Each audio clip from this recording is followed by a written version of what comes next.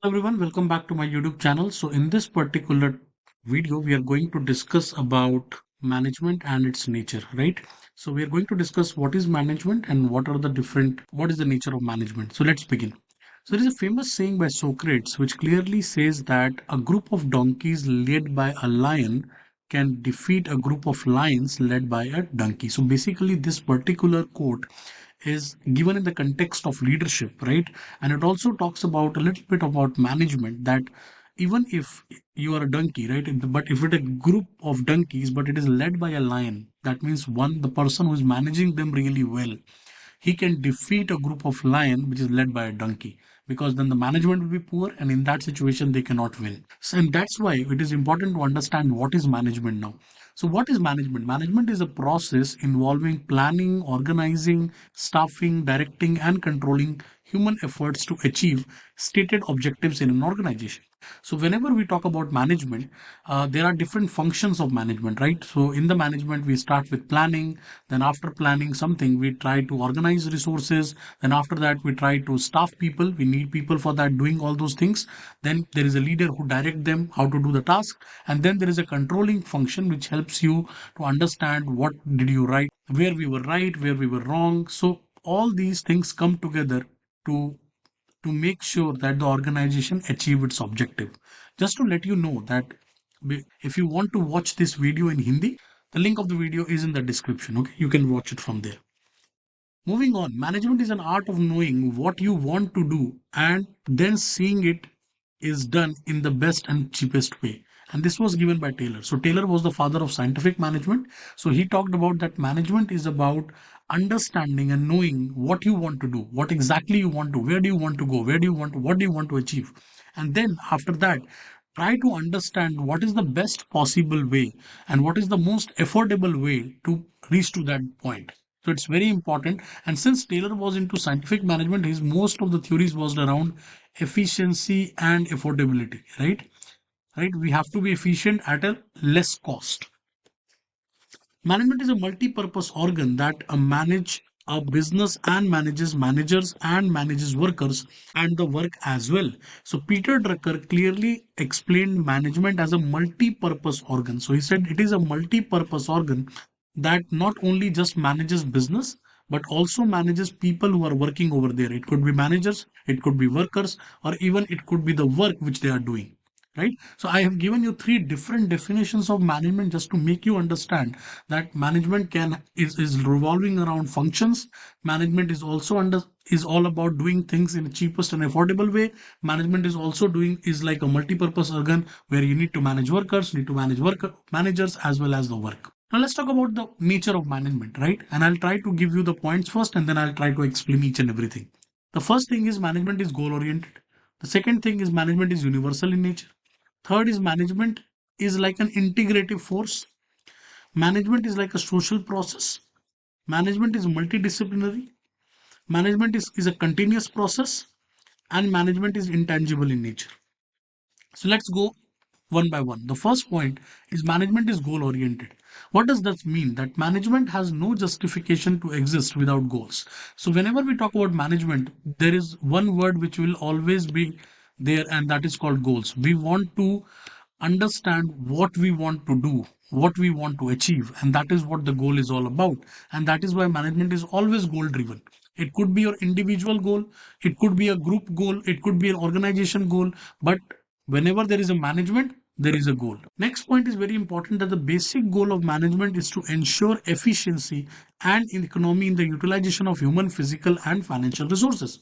So whenever we want to achieve any goal, right, we have to ensure that we have to utilize the human resources, the physical resources we have, and the financial resources. So we have to understand that all our resources must be utilized in a very efficient manner to achieve this goal. The success of the management is measured by the extent to which it is established goals when achieved. So management success will always depend upon whether the goal was achieved or not achieved, right? If the goal is achieved, we always says the management was top notch, right? But if the goal is not achieved, most of the people say that it is the failure of the management, right? So it's important to understand that management is goal oriented. Moving on to the second point, and that is called management is universal. So why management is called universal? Management is an essential element of every organized activity, irrespective of size and type of activity. So management is not only for like larger organization or bigger task. Management is for a smaller task also. Management is for every activity. Management is for every organization. It might be small, it might be big, but it is universal for every organization. When two or more persons are engaged in working for a common goal, management is necessary. All types of organization, like maybe family club, university, government, army, cricket team, or business, or requires management. So I already explained you, it could be anything. It could be a family run business, it could be a club, it could be a gym, it could be a university, a coaching institute, a government led initiative, or a cricket team, or a football team. Everything requires management. So that's why it becomes like a pervasive activity, right? You cannot avoid it. The fundamental principles of management are applicable in all the areas, and managers at all the level perform the same basic function. So the fundamental of management remains same for all the areas, right? And even the managers who are working at different levels almost perform similar functions. The scale might be higher or scale might be lower, but they most of the time they perform similar kind of tasks. Moving on to the next point, and that is called management is an integrative force. So, what is an integrative force over here? The essence of management lies in the coordination of individual effort into a team. So, whenever there is a team, right, there are a lot of individuals who will come together and form a team. Every individual will put in their own efforts. It's an integrative force. It is not about one person show. It is about all people coming together and then working for the organization. So it integrates all the individual goals to the organization. All the IGs get merged with the OGs. The OGs means organization goals. The next point is management is a social process. So management is a social process because it is concerned with the interpersonal relationship. So management is always concerned about interpersonal relationships, people working together. There are diverse people working together. They're coming from different culture. They come to an organization. They work together on a common goal, and that is why it is called social process. Human factor is the most important element in management. So whenever we talk about management, human resources becomes very critical because it is one of those resources which cannot be copied. According to the Apley, management is a development of people and not the direction of things. So most of the time people believe that management is only about managing the things. No, management is all about managing the people, because people create more problem than things, or people can be an indispensable force behind any organization or any goal, which which any technology or things cannot provide you, right? Because even for developing a technology you will need people. A good manager is a leader, not a boss. So this is very important to understand, that manager are not person who will who will be like a boss. And he it is the persuasiveness of the human element which gives the management a special character as a social process.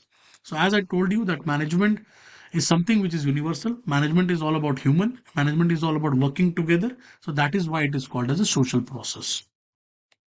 Next, we called as management is multidisciplinary. What is management is multidisciplinary?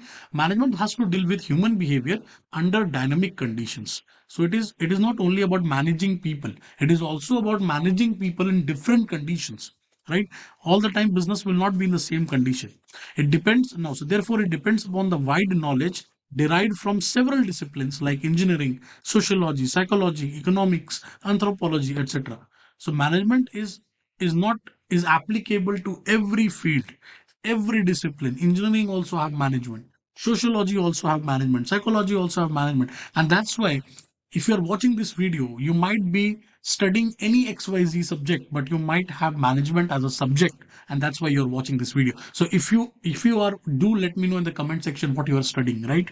Next is management is a continuous process. So management is a dynamic process, as well as it's an ongoing process. It is not something that you will do today and then you will stop tomorrow. No, management is a continuous process. You have to deal with it every day, and every day you need to manage things, manage people. The cycle of continues to operate so long that there is an organized action for the achievement of. So that's why it has to be like a process, right? Since it has to run every day, it has to have a process that X will move to x1 and then move to x2 and then move to x3, and finally the goal will be achieved. So there must be a process which must be repeated every day. Then it will become easier for everyone to understand what I'm supposed to do, and management becomes a very continuous process. Next is management is very intangible in nature. So management is unseen. It is invisible force. It is not something which you can touch. It is something which cannot be seen, but its presence can be felt in the form of result. So when your processes are right, when your management is right, when your leadership is right, you might not see them in physical form, but the result will speak for itself, right? However, the manager who perform the functions are very much tangible and visible, but the functions which we do, for example, we are doing marketing activities or we are doing any kind of operations or production, so that is visible. But there are a lot of qualitative things which are not visible, right? How do you manage to people, how do you communicate, how do you motivate your people, right? Those things are not quantitative in nature. So thanks for watching. I hope you understand what is management and what is its nature. This is our new channel.